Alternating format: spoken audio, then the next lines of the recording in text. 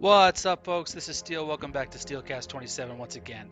I've been playing a metric butt ton of rank lately, and after about 100 and some odd battles, I think I've got some of the meta and player trends down. So I've put together a list of what I think are the best ships for ranked battles season 4. Hey, Steel, why didn't you put out this video before the ranked season?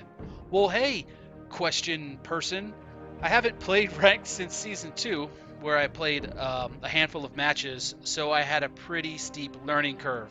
This season, the top ships are tier 7, which means meta changes as well, so it's a little different from other seasons. What I'm saying is, if you watched a video before this season of ship recommendations, it may be time to watch another one. This one, because some very clear trends and playstyles have developed that will change what ships you play. Now, I've played all of these ships on my list except one, and I definitely have a ship or two on this list that I primarily play, but I also have had conversations with some of the best players on the NA server, did my research, and nailed down why the ships on my list are the preferred ships by players. So let's get into it, starting with the battleships. There are only two choice of battleships at this tier, and I'm going to put them both on my list. I know that sounds like a cop-out, but your choice will depend on player playstyle preferences and or willingness to respec if needed. My number one pick is a survivability spec Colorado. This is for the players that like to get in there and get their nose dirty. And honestly, it has to be played like this to be effective. This means dropping some gold, dropping all of the AA and secondary captain perks, going all in on survivability, picking up all of the flags, getting premium consumables, and preparing yourself to get shot at, because your job is to be a fortress. Your success will depend on how well you can sink cruisers and hurt other battleships, and being in the right position at the right time. Don't be afraid to ask destroyers for smoke if it gets too hot for you, but you are going to want to get hit so you can repair and mitigate as much damage, allowing your teammates to focus the enemies who are focusing you. Number 2, the NAGATO. Now, it's for players that prefer the long-range playstyle, and believe me, your team will depend on you landing quality shots. You can't repair the damage that the Colorado can, but you do have some hit points to play with. Fires will be a problem, but you have some flexibility with its speed. Knowing when to move in close range situations, your secondaries will help against DDs and the inevitable in-your-face brawl that you will find yourself in, but your survival depends heavily on sinking enemy ships. Do this and you will win. Do this not, and domo arigato, Mr. Nagato. Let's move on to the cruisers. There are 5 options here, including premiums, but I have to say 2 have risen to the top in my opinion. They are the creamiest cream. Gross. Anyway, the MYOKO and Art MYOKO and the SHCHORS. Starting with the MYOKO, it's what I find to be the most popular cruiser that I've seen, and one destroyers need to account for at all times. Its 8-inch guns have the characteristics to make a DD's life miserable, but a lot of what cruisers need in ranked is survivability, which the MYOKO has.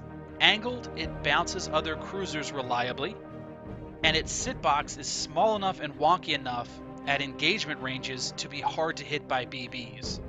On top of that, it's elusive, maneuverable, and its spot distance allows you to drop spots if you're in trouble. With its torps, it is really good at area denial, and an all-around solid cruiser choice. Next up is the SHCHORS. This is the ship I do not own, have not used, but from what I can tell from playing against it and from what I've heard from top players and what they've been telling me about it, it's all about the guns, baby. With its laser beam type accuracy, rate of fire, and sheer amount of rounds it can put out, it is a major threat to anything in its range. Its maneuverability is okay in that it's fast, but you need to protect your broadsides at all times, use islands to shoot over, and saturate every ship in range. You won't have the burst against BBs that the MYOKO does, but if you hit them enough, they will eventually succumb to fire. Last but not least, destroyers. Now, this class has been my primary class and very popular this season so far as I can tell. Love them or hate them, destroyers provide a lot of match utility and the most cap control of all of the ships. With the top of the team experience exception on losses, playing a destroyer is a positive trade-off. You may win a little bit less, but you will be top of the team way more often. And there are two reasons for this. Capping provides a lot of EXP, but so does damage. Not raw damage, but percentage of damage to enemies. And if you're doing well against enemy destroyers in a gunboat, experience will rack up quick. That's why my top two picks for destroyers are the MAHAN and the BLYSKAWICA. In the MAHAN, I use the 5-gun configuration, and believe me, its shells can hit pretty hard for a DD.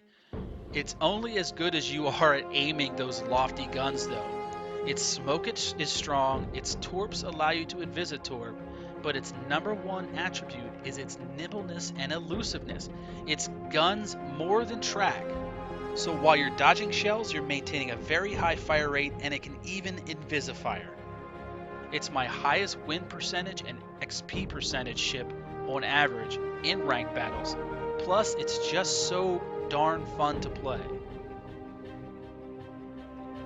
But the one ship that gives the MAHAN a heck of a lot of trouble and is the number 2 on my list for destroyers is the BLYSKAWICA.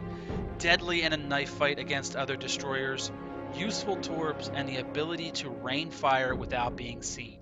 I've soloed Colorados down with this ship, just peppering it non-stop without being seen. I've made NAGATOs call the game dumb by resetting caps without being seen. Don't hate the player, hate the game. In a destroyer-heavy ranked season, this is the ultimate destroyer killer. So why number 2? Well, obviously not everyone owns it because it's a premium, but more so because of a couple of reasons. Although you can make up for it with hit percentages, its guns don't hit very hard. The BLYSKAWICA also only has a 0.5 kilometer stealth torp window, so they have some limited use versus BBs that know you are around. And its lack of maneuverability will hurt you against cruisers and make you especially vulnerable against torpedoes, believe it or not. So much so, avoiding carrier torps is not a guarantee. So that's it. Those are my picks. 6 ships that I feel put you in the best position to win in ranked. For all of you carrier drivers out there, I'm sorry I couldn't help you. I don't have any carriers that are ranked ready, but from what I can tell you this. You can carry in them solely based on if you're better than the other carrier player. Other than that, good luck.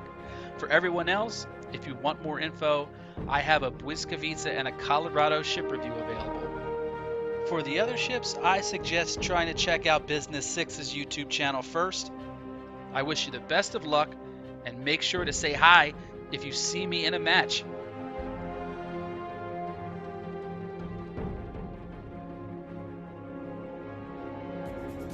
Hey everybody, thanks for watching. If you liked the video and you want YouTube to let you know when I release more, please feel free to like and subscribe. I plan on putting out 2 to 3 videos per week of ship reviews, history, and gameplay. My live stream is currently on Twitch at the URL right there. Good luck, have fun, and I'll see you next time.